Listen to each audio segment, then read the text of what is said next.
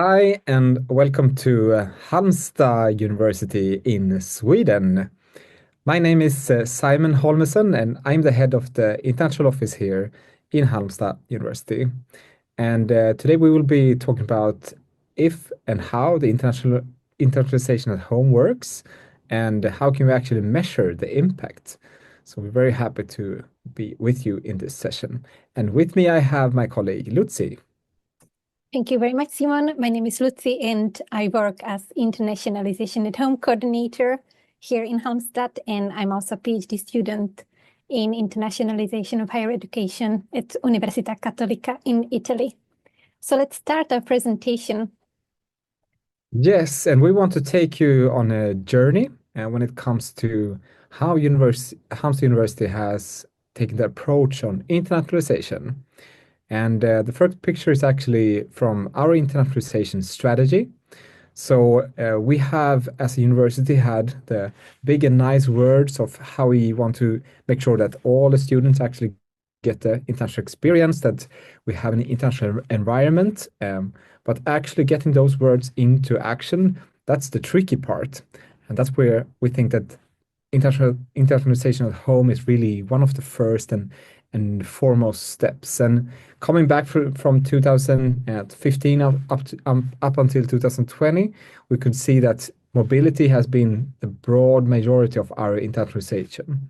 And from 2021, we started to understand and wanted to actually get a development where we could implement internationalization at home and also do that together with our programs. But once again, an important part is that internationalization is a shared responsibility. So how we actually involve management, faculty, staff, and student. And it's not us in the international office that are standing for this by ourselves. We need to do this together. And next picture. So this has ended up in us taking a pilot, actually trying to understand how we can develop an implementation and a support. And actually together with the funding from STINT, which is the Swedish Foundation for International Cooperation in Research and Higher Education. So they have indicators themselves, and we also look through a lot of other indicators and monitoring tools just to see what are there out there already. But what we see, there's a lack of actually understanding of how the different programs are using internationalization at home, and how can we actually get indicators to help them to self-reflect and do things differently. So just as a short summary before Lucie will actually share our insights. So there are two purposes of this project. It's to give a comprehensive overview of internationalization in all our undergraduate programs, but it's also to actually try to make some kind of tailored support. So if we see the needs and what actually the indicators show us, how do we then have, as an international office, a good support to help them? And of course, last but not least, how is this relevant for the students? So do they actually get an impact, and do they feel that there's a difference in how they get an intercultural competence during their degree and during their studies with us? Thank you very much, Simon. So I will just explain how we created those indicators and what we had in mind when we created them. So the first criteria was really connected to our goals and strategies, because you can see there is plentiful of different tools, but it's very hard to contextualize it to our own context, and also really make use of what is already out there, because there are so many. So we use those as inspiration, and it was very valuable for our own development. And I think many of you can also relate to this. We also wanted to create it in the way that would not require thousands of hours from our staff, but also from teachers, because we know how busy they are. So we ended up with 5 indicators. The first one is students' assessment of internationalization, which exists in graduation survey, and I will mention that just in a minute. And we also look into internationalized internet learning outcomes, ILOs, in programs and course curriculums and course curricula. And I think there it's the only thing that it's really taking time. But now with AI tools, I think this can be done very easily than when we did 2 years ago. And we also look into courses for incoming students and mobility connected to that. And I think in many tools, you can also see the numbers of incoming students. But here we go a little bit step further and we look into how many credits are there in the program provided in English and also mobility connected to that. So it's not enough if you just only have courses in English, but no mobility. So it's both directions. And when it comes to outgoing mobility, it's the same there. We look if mobility window, it describe it in the curriculum, and also if there are some students engaging with that, because we have also seen often that some programs tell you, yeah, we have mobility window, but then it's designed in the way that it's not possible for students actually to go abroad. So it was also very useful to look at both things. And then also we looked into international experiences of the teaching staff, because we are aware that there is huge diversity in the house that we maybe don't use in the most effective way. So we sent 1-minute survey to all teachers to see what experiences they have. And it was everything from study abroad, living abroad, teaching in other language, and so on. And here you can see just illustration, how does it look like, those indicators in practice. And what I really like about the indicators we use, that you can use it on university-wide level, but as you can see here, you can also use it on school or academy level, and also you can use it for program level as well. And what I want to say just with this picture is like how differently every faculty really work with internationalization. And I think Simon already mentioned that it's not about saying to the programs you are good and bad in one thing and maybe good on another. It's mostly just really having this as a tool for future conversation with study programs and to adjust our support so we can provide them with better tools and support they need.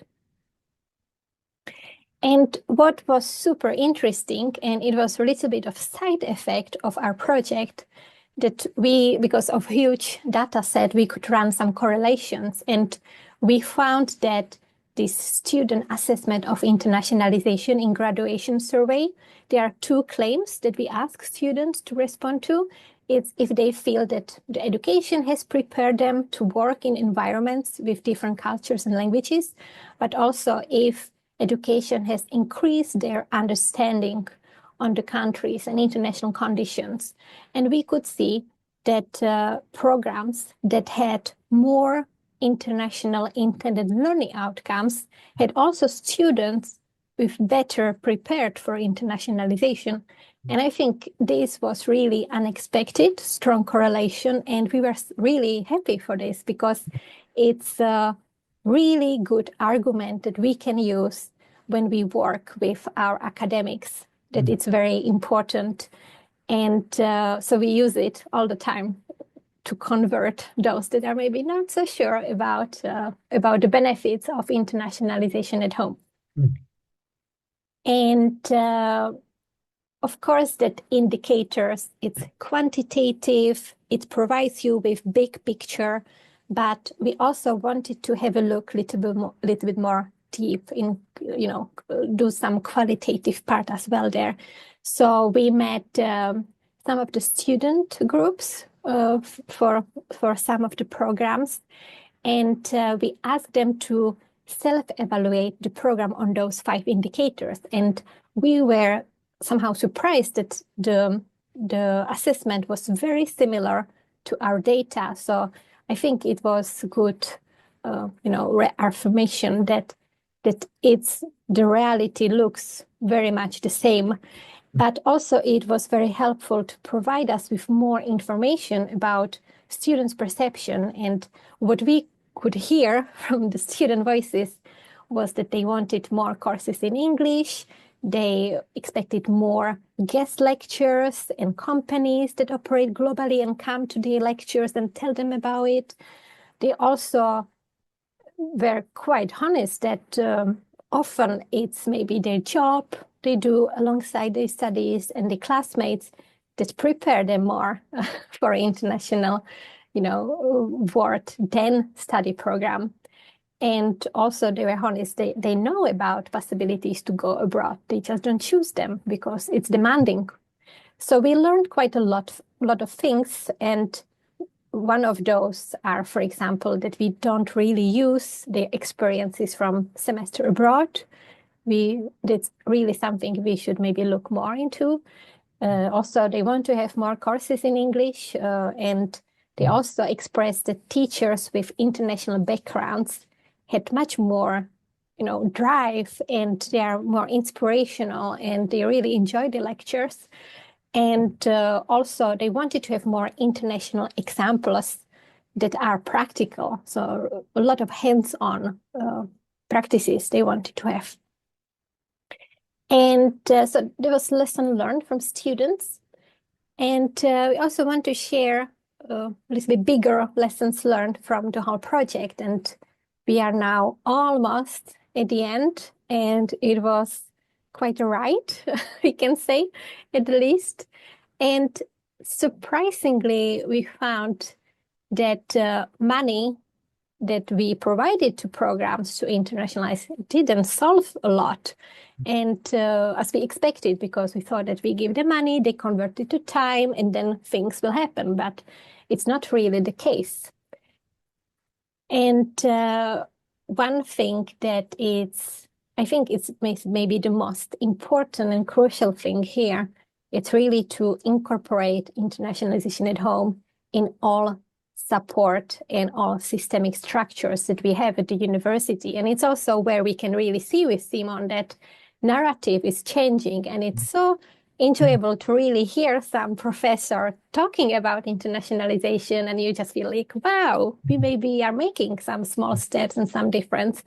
So we work very tightly with quality managers, with research and educational board. They are part of our reference group, with head of academies and program managers. And also we have something called synergy group, which I really like because we meet persons that work with different concepts as sustainability, equality, and other overlapping concepts with internationalization. And we can find those overlaps and find new ways how we can work. And of course, it must be linked to strategy, because if it's not there, it's very hard to get buy-in from staff.